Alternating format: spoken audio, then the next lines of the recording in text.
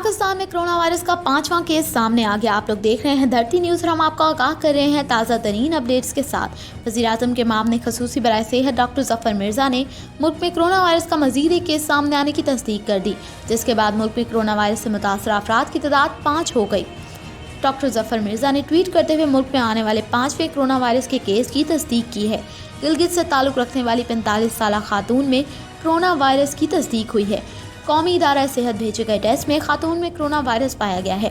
Doctor Zafar Mirza के मुताबिक corona virus से मुतासरा खातून मरीज़ा पिम्स अस्पताल में दाखिल है, ताहम मरीज़ा की हालत खतरे से बाहर है और उसका वफाक में बेहतरीन इलाज हो रहा है।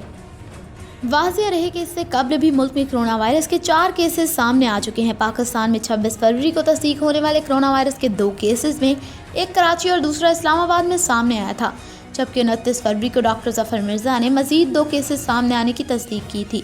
इन दोनों केसेस में से एक केस कराची और दूसरा इस्लामाबाद में से सामने आया था।